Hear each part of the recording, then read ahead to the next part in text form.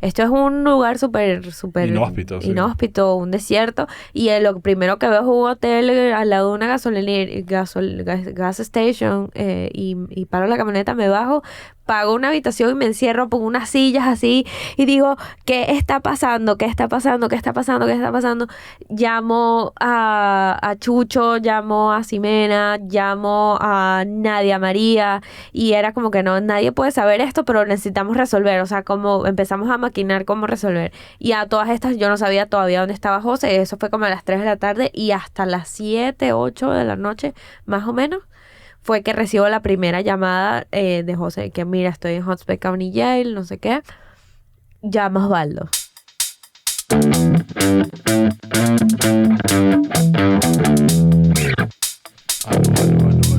Ahí. Okay. Bien, lo tienes por tu lado. Adrián. Todo bello. Hola, Silvia. Hola, ¿qué tal? Bien, ¿y tú? Bien, bien. Qué fino verte por acá, qué sorpresa. Sí, no esperaba que me invitaras a este podcast. Bueno, nadie se está esperando este podcast todavía, eso es lo más fino. Qué cool. Gracias por venir. En verdad te tenía en la lista. Tengo una lista larga de gente involucrada en el mundo de la comedia con la que quería hablar cuando la idea de arrancar este podcast era un poco eso de sentar a todos mis panas y gente que ni siquiera conozco tanto, de que está no necesariamente haciendo comedia, pero involucrada en el mundo de la comedia. Porque sabemos que detrás de los comediantes siempre hay gente ahí echándole bola y ayudando, produciendo y organizando y lidiando con todos los rollos del mundo del stand-up. Entonces, bueno, parte de la razón por la que quiero que estés en este show es porque, en este podcast, show suena como muy intenso. Este show. Y muy noventoso. Adrián, qué cool que estás ahí como Estoy aquí. mega voz. Sí, Qué sí, cool, sí, él me es gusta, me gusta. como Robin. Ajá.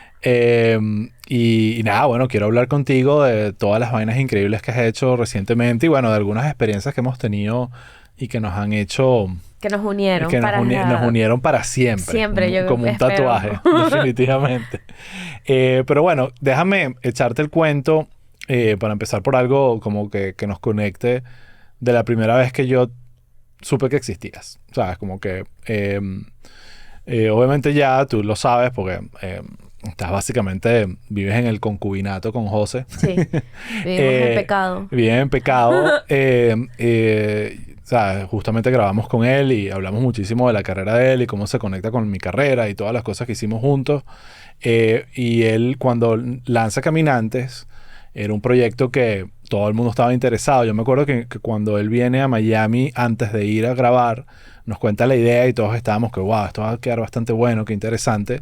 Sale el show y de alguna forma una de las sorpresas bonitas del show es tu presencia. O sea, verte en ese show como un personaje más de la historia y ver que había una energía ahí con José, que no necesariamente era que, bueno, están enamorados, sino que había como una dinámica y una energía y una relación fina. Y ese fue el primer contacto que tuve contigo y me caíste buenísimo al principio porque me imaginaba la locura en la que estabas metida y todo lo que estabas lidiando. Pero claro, al final eras tú, no estabas actuando nada, pero era un personaje que me estaba proyectando. Entonces, ese es mi primer encuentro contigo.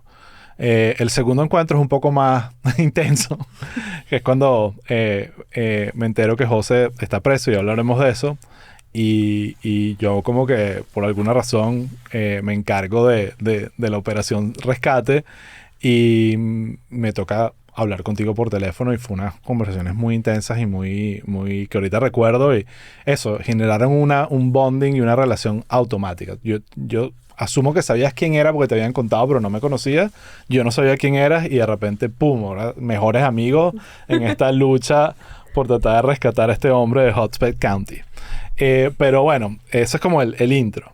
Ahora, quiero saber un poco más de ti antes de todos estos sucesos, antes de Caminantes y antes de todas las vainas increíbles que has hecho con José después de ese proyecto. ¿Cómo empieza en tu vida el tema de, no necesariamente la comedia, pero en tu caso la producción y la relación con la producción audiovisual? Bueno, gracias, gracias Adrián por invitarme. La verdad, la producción llegó a mí, yo no lo estaba buscando, o sea, es algo como que usualmente de niño no imaginas quiero ser productor, o sea, no. No, uno cree de niño que todo está hecho, que Sí. nadie tiene que encargarse de hacerlo. Y no hay muchas referencias, o sea, obviamente dentro de mis ilusiones, obviamente siempre me había interesado el tema de Hollywood y los artistas y todo esto, pero no sabía el approach para llegarle ahí porque es muy característico de mí no estar al frente, o sea, soy una persona un poco obviamente más tímida, o sea, no me veía como, por ejemplo, gente que sí desde niño sueña con ser cantante, ser artista, ser comediante, lo tienen bastante claro porque tienen esa carisma desde siempre. Para mí no, pero igual me llamaba mucho la atención el tema de las artes, pero no sabía cuál era el approach. Recuerdo también que hice música, o sea, tocaba música, mi mamá me llevó a que aprendiera cuatro, que aprendiera guitarra, y en las presentaciones del colegio era y que no soporto estar enfrente de nadie, ¿qué es esto? No es natural en mí. Y la producción fue como una sorpresa. Yo... Bueno, estudié... Todo esto en donde, en Caracas, ¿no? En Caracas. Tú eres caraqueña. Caraqueña. Nací en Caracas y todo en Caracas. ¿Qué colegio estudiaste? Estudié en uno que se llama Nuestra Señora del Carmen, seguro no lo conoces. Claro que sí, y creo que Valerie estuvo también. ¿Sí? Creo que sí. No lo sé. No. No lo sé. Capaz. Pero bueno, está ahí. Es un colegio que, bueno, quedan Los Símbolos cerca de la Universidad Central de Venezuela. Yo soy de Prado de María, o sea, de una zona del oeste de Caracas. Y también, pues bueno, crecer ahí es un... te da la idea de un poco de una vida más convencional, de, bueno, no sé, estudiar, no sé, para ser profesora, no sé, X.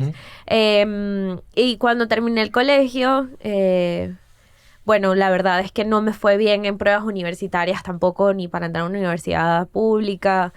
Fue bastante frustrante, o sea, tenía muchos... ¿Qué querías hacer en ese momento? Estabas como, ¿cuál era tu plan? No, mi plan era poder estudiar algo. Creo que cuando uno tiene esa edad, uno lo que quiere es como eso, poder complacer la idea de los padres de estudiar algo, porque no te quieren, ¿sabes? Y que tienes que estudiar algo, pero claro, estás frustrado, no entras a una universidad pública, no tienes... quizás los recursos para una universidad privada y terminas escogiendo una opción que es la que hay y entras ahí y bueno, estudié publicidad y mercadeo. De hecho, o sea, terminé la carrera pero no me gradué, o sea, fue así como que entendí que no servía para, o sea, esos años que pasé ahí cuando entregué tesis y todo fue que esto es mentira, esto no sirve para nada. Empecé a buscar pasantías. Me gustaba mucho la radio. Escuchaba mucha radio. ¿Qué te gustaba en esa época? Bueno, me acuerdo que escuchaba full Tom Monasterios con... Siempre se me olvida el nombre del compañero que estaba con Tom Monasterios y estaba también Julia Pardao, que tenía un programa a las 11 de la noche que se llamaba Los Hijos de su Madre. Sí, me acuerdo. Wow, y era alucinante. Yo me metí, o sea, estaba en la radio de la casa, la ponía en la noche a las 11 de la noche a escuchar ese programa en particular. Perdón que se me fue el nombre del otro compañero.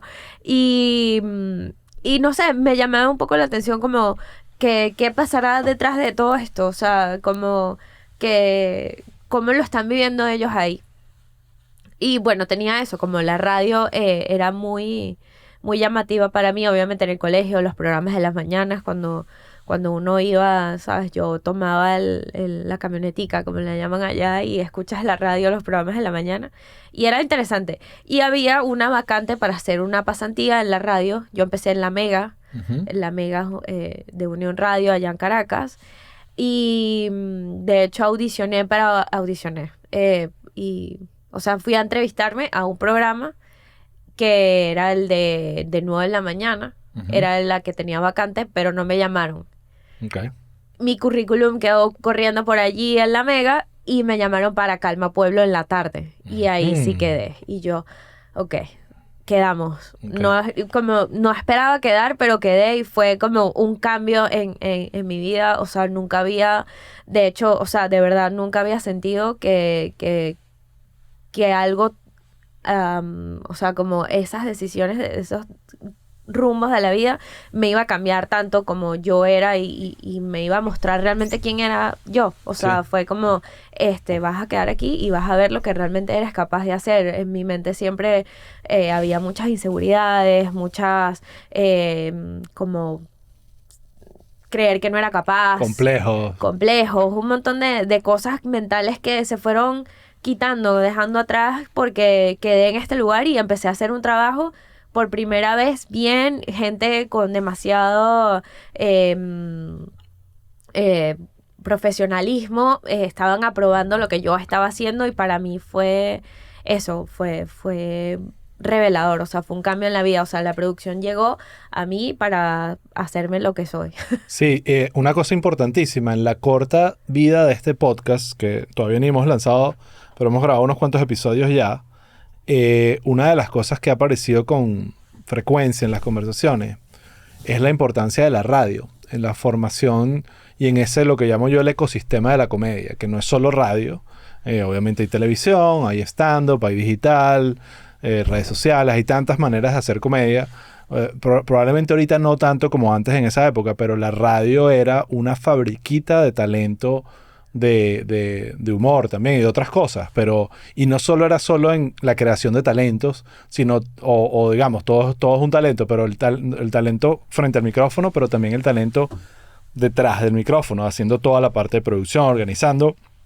Y irónicamente, como dices tú, es un trabajo que no se ve y que parte del lograr, parte del éxito de ese trabajo es que no se sienta que existe, que todo está fluyendo bien y que no está pasando nada y que estos chamos llegaron ahí y dijeron unas cosas geniales y esos invitados llegaron de la nada y eso fluyó como que la vida es perfecta. Y en verdad hay un trabajón y una paridera y uno cuando va a estos programas de radio, yo me acuerdo que uno estaba aquí hablando y tal y la voz de la radio y todo, pero detrás había corredera, papel, alguien firmando una vaina para que leyera, o sea, había como mucha dinámica. Entonces, la radio, de verdad, o sea, hay mucho que agradecerle a la radio como persona amante de la comedia. Y eso no solo en Venezuela, en el mundo. Tiene una influencia muy importante que probablemente ahorita se ha perdido con los podcasts y las nuevas tecnologías donde ya la radio lineal no es tan relevante. Pero igual ahí dejó la formación muy clara.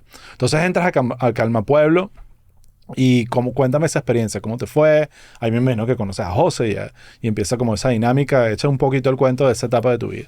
Sí, bueno, de hecho fue no solamente entrar en la radio, sino entrar a un programa de comedia. O sea, de comedia de verdad que fue como un plus. O sea, ya era como que demasiado lo que me está pasando y además es un programa de comedia y ver comedia en vivo, porque claro, aquí parte de lo que pasa con los podcasts es que son pregrabados, hay una postproducción, hay un poco más de cancha para limpiarte de errores, para estar más tranquilo con el contenido que vas a compartir, pero cuando estás en vivo haciendo comedia es mágico, o sea, puedes ver cómo pasa la magia, o sea, tienes a tres anclas allí, que sí, claro, ahí conocí a José Rafael Guzmán, y ves esa genialidad que tú dices, no puedo creer que me estoy levantando todos los días para ir a este lugar a hacer este trabajo que me encanta y además a partirme de risa viendo como sí, o sea, cómo pueden sacar un chiste de lo que sea realmente. Obviamente en Venezuela en ese momento se fue...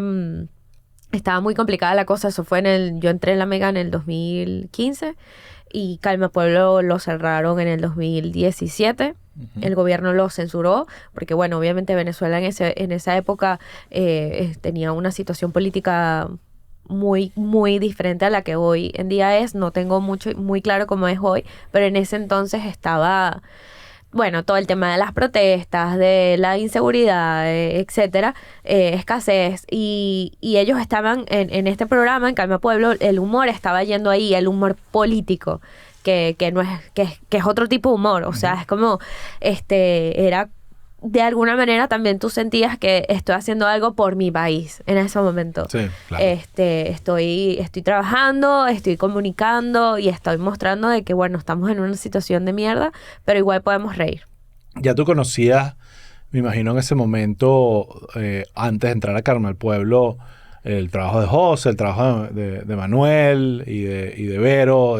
Ellos tenías una referencia de quiénes eran, eras fan de ellos, cómo se rompes esa percepción con tu realidad. La verdad es que no era fan. Okay. Mi relación con la comedia y con los comediantes en Venezuela era prácticamente nula. Yo sí veía sitcoms, por ejemplo, era lo que más me gustaba ver y era como mi relación más directa con la comedia era con los sitcoms. Pero en Venezuela no estaba muy clara de quiénes estaban haciendo comedia, ni que existía stand-up, ni obviamente sabía que los anclas eran anclas, pero no sabía que eran comediantes. ¿Entiendes? Era como eso, era como ellos están haciendo chistes, pero no era como, ay, mira, son comediantes. No estaba muy claro para mí quiénes eran ellos. Obviamente los conocía, obviamente se escuchaba la radio, sabía quién era Verónica Gómez. Estaban Manuel Silva y José Rafael Guzmán en la noche con Chat en TV, que era un programa de humor y tal, pero eso era como entender que ellos también eran guionistas, de cómo funciona eso, preparar un programa de humor. Obviamente, aunque específicamente en Calma Pueblo era mucha improvisación, pero bueno, de repente hay bueno, puedes preparar pastillas, le llaman en la radio, que son como, bueno, son estas pequeñas minisecciones que van a tener estos chistes para pasar de una canción a una bandera, que una bandera es, bueno, voy a identificar el programa.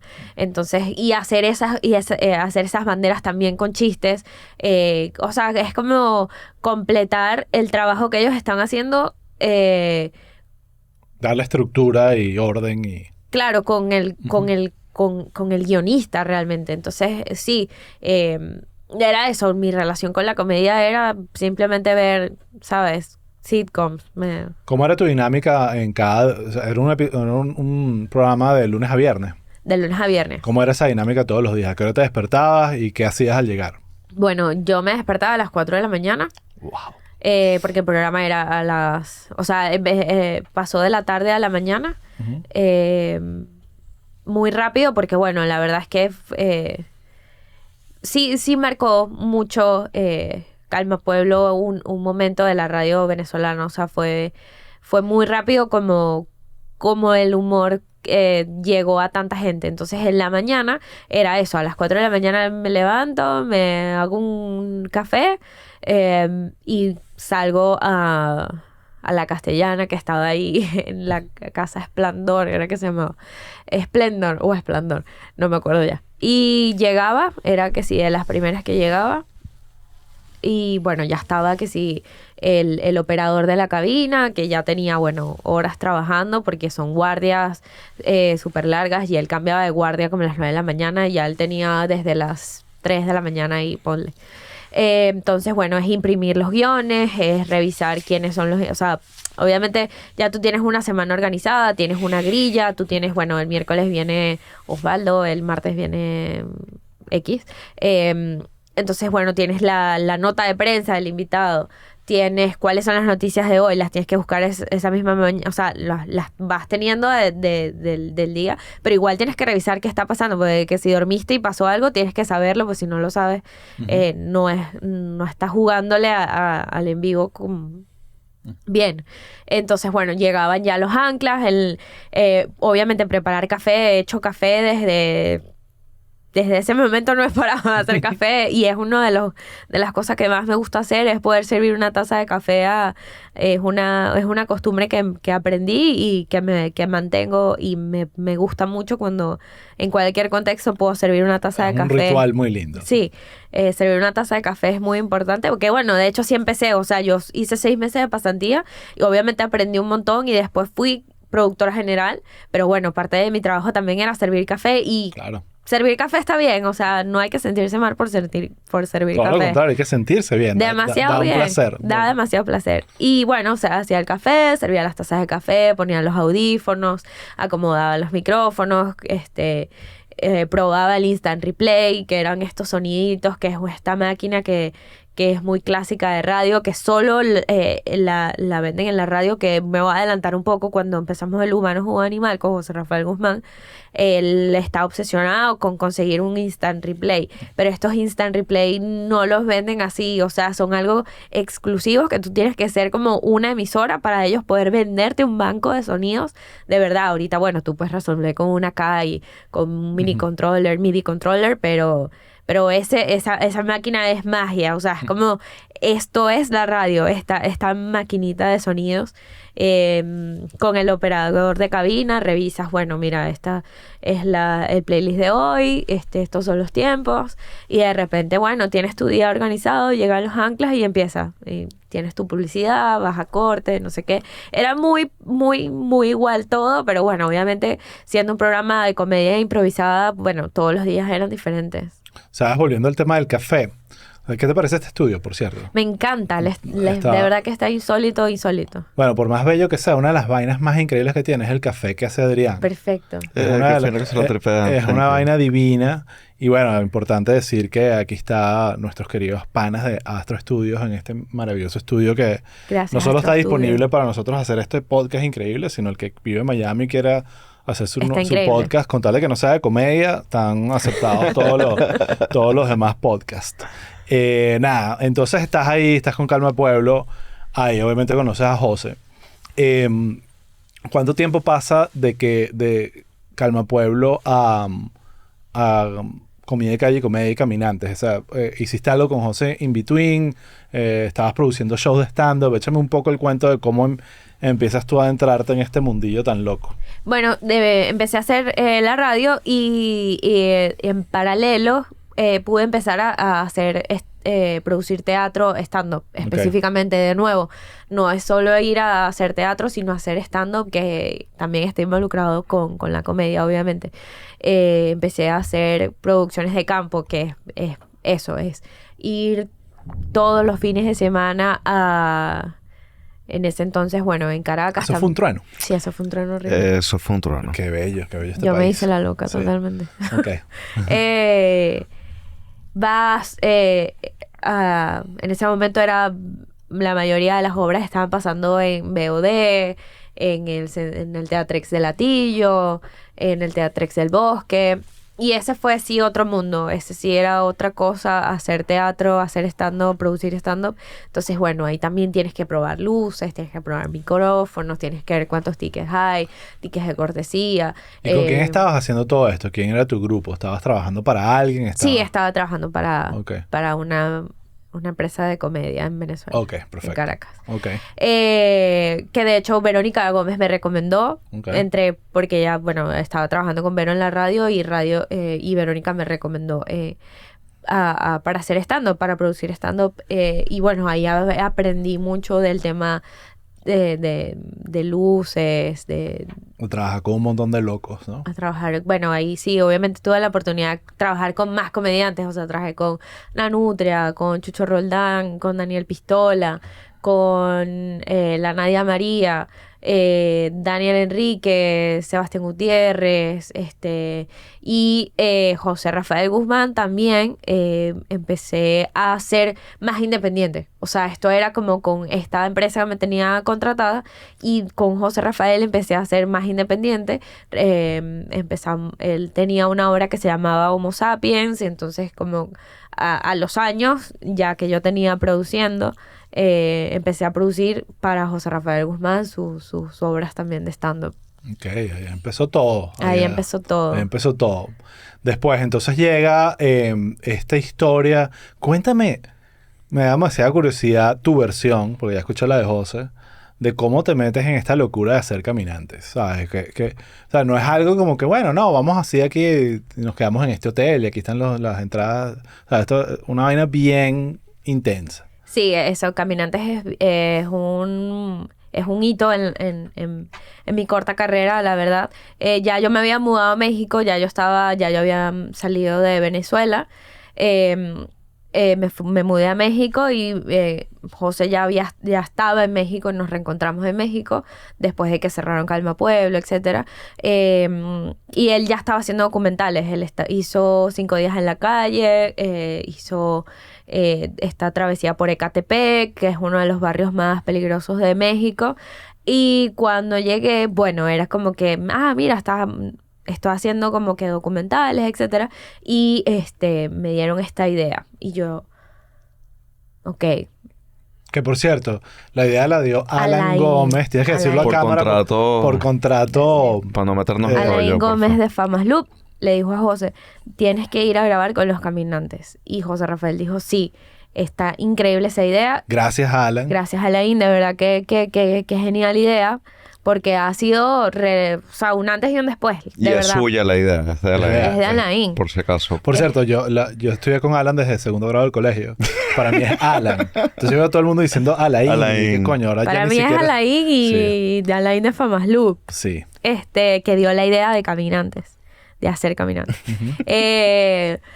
Y yo como que, ok, bueno, pero estás consciente de todos los peligros que esto conlleva. O sea, no solamente es que voy a hacer la preproducción de que te vayas a ir a esta travesía, sino que realmente te puedes morir. Sí, yo lo voy a hacer. ¿Y vas a ir solo? Sí, yo y que no. O sea, imposible. Imposible que vaya solo. O sea, no hay manera. Obviamente yo súper asustada también. O sea, no es que yo estaba... No es que querías... No es que yo me estaba muriendo Pero por ir. obviamente... Pero es parte de la chamba, pues. Es parte de la chamba y estoy seguro que había algo que te traía a ir. No era solo déjame proteger a José. ¿sabes? No, era como que, o sea, no es proteger a José, es proteger el trabajo. O sea, Exacto. es proteger la producción de que realmente salga bien este material y que no... Que no y se vuelve que "Ay, se me olvidó grabar". No, y si se muere es como que también es un buen material, pero hay que proteger. Alguien tiene que grabar la muerte. Claro. Alguien tiene que traer el disco duro. Claro, alguien tiene que traer eso. Y bueno, pero obviamente me daba miedo y quería, bueno, saber también qué pensaba mi mamá, mi papá. Y bueno, llamé a mi papá y mi papá me dijo, sí, o sea, esa fue como mi gran paso, Empuje, pues, fue sí. como, sí, un empuje que si mi papá me dice que sí, ya, o sea, lo hago. Obviamente me da... Qué admirable tu papá porque probablemente lo más fácil hubiese sido convencerte de que no lo De que hiciera, no. pues, ¿no? Así Sí, que- no, mi papá siempre fue como que muy de, sí, vale, hazlo, obviamente con mucho cuidado, pero no lo dejes de hacer por miedo, o sea, por miedo no dejes de hacer nada. Y bueno, fue así como, bueno, mira, hablé con mi papá me dijo que sí, vamos a hacerlo. Y bueno, empezamos a armar equipos, armar, ¿sabes? Rutas, a contactar gente que estuviese involucrada mucho en el tema de los migrantes que estaban caminando, haciendo esta ruta. Y la verdad es que cuando llegamos, o sea, llegamos a Cúcuta, que fue como el punto de partida. Y ahí, bueno, ya empezamos como a hablar con refugios, hablamos con líderes de los mismos caminantes que ya tenían trazado como que, bueno, mira, ellos usualmente hacen esto, o sea, es hasta Bogotá por lo menos es esto, y ya en Bogotá, bueno, tienes que conseguir otra gente y ver cómo es la ruta hacia abajo, porque idealmente no. La idea principal era llegar a Lima. Imposible. Mierda. Imposible. Hay gente que lo hizo, hay gente que lo hace, hay gente que está en Lima. Llegó caminando a Lima, llegó caminando a Argentina, llegó caminando a Santiago. O sea, Qué locura. es demente. Como de verdad pasan estas cosas. Y bueno, eso. Llegamos a Cúcuta. Y a pesar de que había mucha información, era todo como muy yendo en el momento. O sea, es como saber de que o sea, la idea está clara. O sea, es conseguir un grupo con el que podamos hacer historia, con el que se pueda, ¿sabes?, conocer un poco más de lo que está pasando dentro de, no nosotros dos como caminando y ya, sino conocer a la gente que está caminando de verdad. Y también la idea era eso, o sea, no vamos a ir llenos de comida era ir como lo más similar a lo que ellos estuviesen, Claro. los caminantes estuviesen, las necesidades que estuviesen pasando, para poder nosotros vivir dentro de lo posible lo que ellos también están viviendo.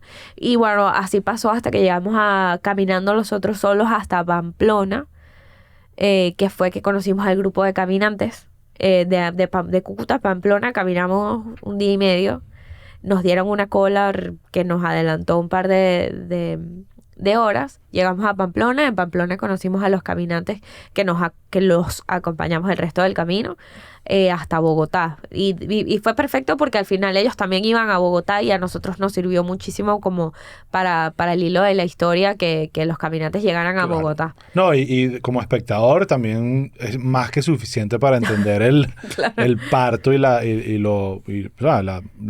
travesía, pues. O sea, no hace falta llegar a Lima para entender eso.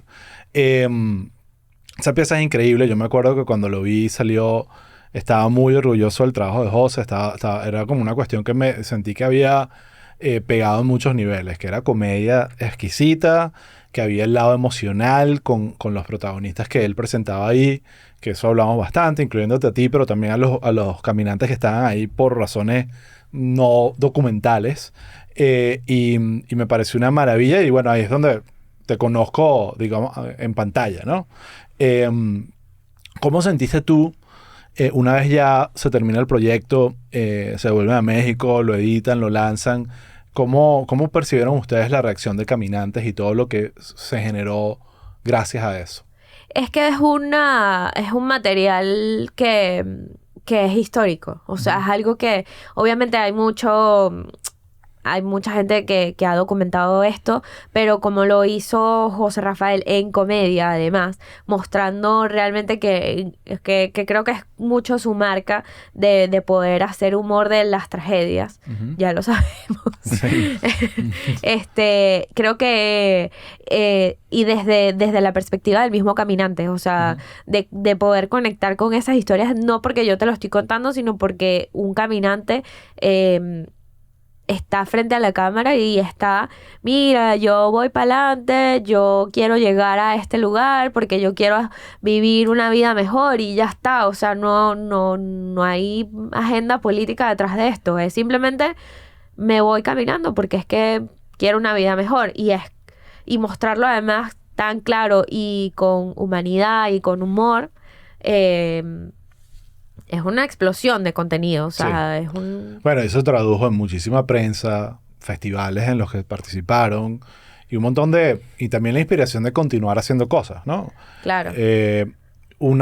Después de eso, para seguir avanzando con la conversa, siguen haciendo, porque José me explica que todo esto entra en el paraguas de Comida y Comedia, y irónicamente él decide, voy a hacer uno más light, ahora no voy a tener que cruzar de Cúcuta hasta Bogotá y toda la vaina, vamos a hacer un viaje por Estados Unidos. Entonces ahí yo me acuerdo que se vienen a Estados Unidos, creo que ahí nos conocimos, probablemente, no sé si... No, mentira, no nos conocimos, eso fue después. Pero sé que José estaba en Estados Unidos y que, ya me acordé, el plan era conocernos al regreso. Y él me escribía, prepárate cuando llego, voy con un montón de vainas, vamos a gozar. Y había todo un plan, me acuerdo que Led, Ximena, todo el mundo estaba como que contento de que, coño, ya finalmente iban a llegar de esta travesía que estaban haciendo por los Estados Unidos, que fue esa temporada de Comida, Calle y Comedia en Estados Unidos. Pero, como tú dices, a José, a veces a propósito, como Caminantes o como la que se lanzó la indigencia en México, busca el problema, pero a veces no lo busca a propósito, y en este caso se metió un problema que probablemente califica por ahora, espero que sea el problema más grande que se ha metido en su vida y quede así. Entonces, hablemos un poquito de esa experiencia. Yo sé que es rudo y que bueno, lo fino es que ya pasó. No, y han pasado demasiadas cosas buenas a partir de ahí. Han pasado demasiadas cosas buenas a partir de ahí, definitivamente. Y eso se lo decía José, no todo el que sale de la cárcel puede beneficiarse de eso, y a pesar de que, bueno, hay trauma y un montón de real en psicólogos, definitivamente hay cosas positivas que ver de la experiencia. Pero te cuento un poquito mi lado. Yo estoy en mi casa. Yo sabía que José iba a llegar a Miami en los próximos días porque había un plan de nos vamos a reunir, vamos a pasarla de pinga y yo te voy a echar todos los cuentos. Había como esa expectativa. Me despierto como a las 5 de la mañana, veo mi teléfono y veo un montón de llamadas perdidas. Creo que de él, si no me acuerdo, de José y también de Chucho Roldán, de que yo sé, por lo menos mi noción era que él estaba en México. Entonces yo le escribo a Chucho y le digo, como a las 6 de la mañana, Chucho, tengo llamadas perdidas de tuyas, tengo llamadas perdidas de José. Yo sé que José está en Texas o estaba por ahí. ¿Qué coño pasó? Porque obviamente yo soy un padre de un hijo y que tener llamadas a la mitad de la Conectando los noche puntos. me preocupa. Y me dice, ¿no te enteraste? Eso por ahí está publicado, creo que lo publiqué en mi Instagram. No, ¿qué pasó? José está preso. Y ahí, bueno, empieza. Bueno, ahí empieza la historia. Ahí empieza la historia. Marico. En ese momento, yo trabajaba en Fluent Cannabis, que era una compañía de cannabis. Y yo creo que de alguna forma eso me puso en una posición por lo menos ingenua de la gente pensaba, bueno, si él trabaja en cannabis, capaz él sabe algo. Era una buena pista. Era una buena pista, pero obviamente yo no tenía puta idea de qué hacer. Yo llego a la oficina muy preocupado porque obviamente estoy como empezando a entender la magnitud. Esto no es que te paró unos PM o la Policía Nacional y tú le pagaste unos reales. O sea, era como que aquí esto es serio. Entonces empieza esa vaina y alguien, creo que probablemente Chucho, me pasa tu contacto. Yo me acuerdo perfecto, lo tengo como una imagen clara de estar ya en la oficina teniendo mi primera llamada contigo. Y conocer a alguien, yo sabía quién eras tú por Caminantes, pero no había hablado nunca contigo. Y que la primera llamada haya sido tan horrible en el sentido de que lloraste y yo diciendo, ¿sabes? Como tratando de explicarte en el pedo que estábamos metidos, no lo tengo con mucha claridad, pero me acuerdo que fue muy dramático. Yo sentí que automáticamente te convertiste en mi hija, yo te adopté y dije, ok, aquí vamos a resolver este pedo juntos. Y lo que son las vidas, pues yo siempre digo, a veces es talento, muchas veces es suerte y estar en el lugar adecuado. Esto es un cuento que casi nadie sabe y habla de, a veces, la suerte. Yo voy a mi jefe de ese momento, un venezolano también que se llama José Hidalgo, y le digo, pana, tengo este peo, tengo un amigo que lo acaban de meter preso en Texas, en cannabis, y apenas él ve que yo le digo eso, el bicho ya va, pero él tiene papeles americanos. No, estoy el bicho que él mismo colapsa y su lenguaje corporal me hace a mí colapsar y en un momento él como que se le aclaran los ojos. Se le aclaran los ojos y me dice, ya, pero ¿dónde pasó esto? Yo le digo, bueno, cerca del Paso, Texas. Y me dice, no puede ser. O sea, capa tras capa de horror. Y me dice, no puede ser, pero me dice, ¿tú sabes quién es el hijo del alcalde del Paso? Y que no, ¿quién? Wake Margo. Y Wake Margo es un chamo que trabajaba conmigo que sí, en la misma oficina. Era el hijo del alcalde de la población más cercana, digamos, porque no, él estaba en Hotspot County, que no era necesariamente El Paso, pero era hora del Paso. Era lo más cercano que había. Y realmente eso, ojo, esto no es como otros países de América Latina donde por ser el alcalde... No, pero como que coño te dicen a quién llamar, te me dieron guían, literalmente, brother. mira, estos son los abogados con los que tienes que hablar. Me dieron los contactos adecuados para resolver el problema. No me lo resolvieron. No, nunca, pero nos dieron. Y aquí hay Marico. muchas historias que también quiero que cuente. Porque bueno, empieza eso. Entonces, bueno, ok, hablo con el ¿Cuáles son abogado. las probabilidades, bicho? Cero. O sea, Cero. ¿verdad? Sí. Eso es una vaina que de esas que tú dices, wow, como que sí, hay un poco de la teoría de la simulación sucediendo en todo esto. Entonces, eso como que, bueno, nos abre una esperanza de, bueno, esto lo podemos resolver o por lo menos alguien profesional pueda darnos una guía. Y así fue. Así conocí yo, me acuerdo, tengo memorias tan claras de el lugar donde estaba hablando por primera vez con Jeep, ¿sabes? Yo estaba que si una feria de comida escondida y que sí, Jeep, esta es la vaina. Y le digo, pero explícame esto, tienes que hablar con... Entonces, bueno, ahí empezamos a resolver un problema que nos dimos cuenta que era resolvible, pero no inmediato. Sí, Claro. Y eso fue... frustrante. En ese momento todos, yo me acuerdo hablando contigo como que tratando de ponerte, mira, esto va a durar un poco más que 1 o 2 días. Fue algo devastador. También me tocó decírselo a José en una llamada telefónica. Marico, se lo escuchas cuando se lo dices en el podcast, la voz de él así como que, mira, bro, ¿sabes qué? No quiero hablar ahorita, chao. Sí. O sea, y te tranca el teléfono. No, es entendible, es horrible. Sí. Y ojo, desde su punto de vista, era como que no están haciendo la vaina bien. Pero porque tú no puedes creer que eso te esté pasando a ti. Y porque es una vaina bien absurda. Entonces, ahí pasábamos... Y esto todo también, paralelo, era hiper secreto. O sea, aquí parte de la decisión fue... se entera un grupo mínimo, que fue lo que yo llamo el grupo de rescate, que era o los financistas, o los operadores, o los life coach, que era Valerie, que era la que mantuvo a José sano en la cárcel mientras estaba todo este proceso. Pero yo cuento esto un poquito, porque es importante entenderlo, que parte del problema cuando nos empezamos a entender era el estatus migratorio de José. Porque si José hubiese sido un ciudadano, incluso un residente, paga su fianza, que me acuerdo eran $2.500, que créeme, para salirte de una cárcel como esa, $2.500 Es una es lo más fácil del universo. Y tú te vas para tu casa y resuelves tu peo desde tu casa. Desde tu casa. Y si te con un botín, ¿no? Si te lanzan una sentencia y tal, bueno, tienes que pagarla, pero por lo menos todo el proceso lo resuelves de tu casa y no desde la cárcel. ¿Qué pasa?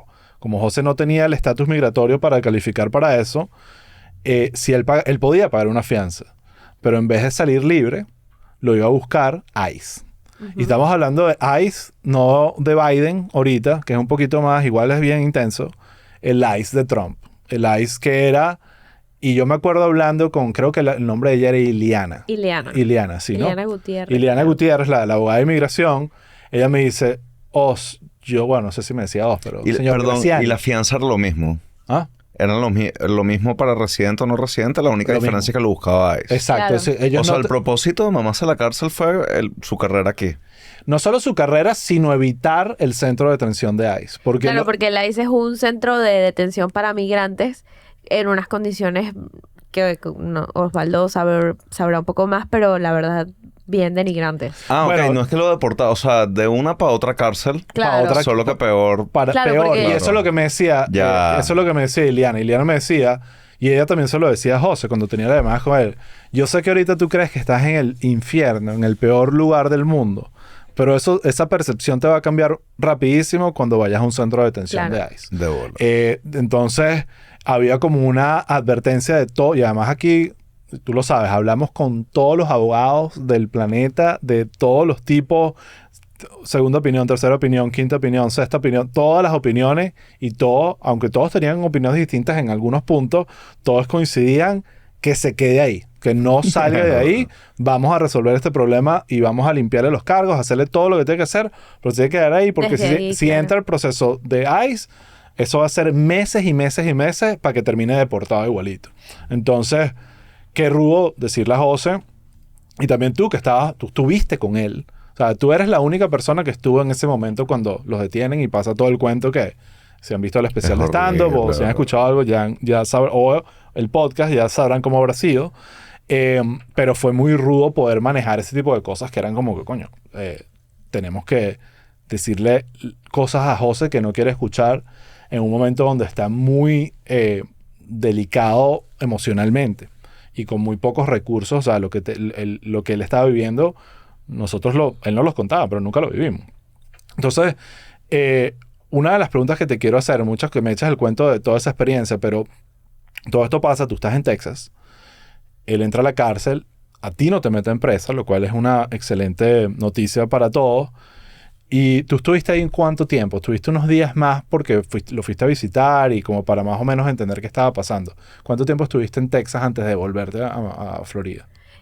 Bueno, sí, estábamos haciendo este viaje, obviamente la idea era eso, volver aquí a Miami y tener como un gran festín de que se logró este sueño de cruzar Estados Unidos, que también, bueno, obviamente veníamos de 2 meses y medio manejando, un cansancio insólito, o sea, es súper agotador grabando contenido, sabes, para que con un estrés sabes, de poder tener un material que funcione tanto, porque vienes como con Caminantes detrás, que fue un súper éxito realmente, la verdad, sin ser mojoneado, pero sí. Mojoneate. Sí.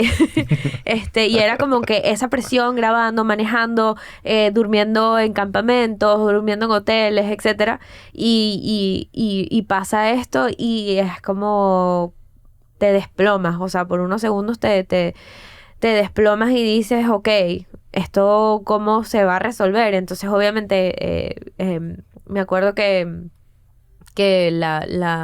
yo no sabía dónde estaba José, no, cuando se lo llevaron no me dijeron dónde estaba, o sea, ni a dónde se lo iban a llevar. Y ¿Y tú te quedas con el carro? Claro, yo me quedo con la camioneta y me voy me paro en el primer... Esto es un lugar súper Inhóspito, sí. inhóspito, un desierto. Y lo primero que veo es un hotel al lado de una gas station y paro la camioneta, me bajo, pago una habitación y me encierro, pongo unas sillas así y digo, ¿qué está pasando? ¿Qué está pasando? ¿Qué está pasando? ¿Qué está pasando? Llamo a Chucho, llamo a Ximena, llamo a Nadia María y era como que no, nadie puede saber esto, pero necesitamos resolver, o sea, como empezamos a maquinar cómo resolver. Y a todas estas yo no sabía todavía dónde estaba José, eso fue como a las 3 de la tarde y hasta las 7, 8 de la noche, más o menos, fue que recibo la primera llamada de José, que mira, estoy en Hunts Bay County Jail, no sé qué. Llama a Osvaldo. Esa fue, llama a Osvaldo. Y ahí esas son las llamadas de José, porque yo tenía su celular y fue que te llamé, pero bueno, luego llamé a Chucho y le dije, por favor, trata de comunicarte con Osvaldo, y así fue como nos conocimos. Qué romántico. Que es muy romántico. Wow. No, en verdad nos amamos. O sea, Sí. de verdad fue una relación de amor instantáneo. Aquí vamos juntos y verdad, es un bonding eterno. Es un ¿verdad? bonding eterno. Y bueno, también conocí a Valerie, o sea, fue como que... También la amo. Que también la amo y fue como que ustedes en ese tiempo que estuve en El Paso, fueron por lo menos 5 días hasta que volví a la Florida. La camioneta tenía un nombre, ¿cómo es que le decía? Edelmira la Marrona. La Marrona. Que por cierto, Wow. Edelmira la Marrona fue como mi lugar seguro en El Paso, o sea, porque El Paso no es Miami. Cool, marico. O sea, El Paso es un lugar súper denso y Sierra Blanca muchísimo más. Dentro de la camioneta yo estaba así como segura. Era como que no quiero que me bajen de aquí. Y eso fueron como 5 días hasta que volvimos a la Florida y bueno, de ahí fui y vine del Paso. Conocí las oficinas de Jeep Darnell, conocí las oficinas de Iliana. No, ya va, vamos a echar el cuento aquí. Como te conectamos con el alcalde del Bueno, Paso. ese cuento es increíble. Como que ¿quién fue? La primera dama del Paso. La primera dama Echa del ese Paso. cuento, por favor. Sí, bueno, como estaba Osvaldo, conocía al hijo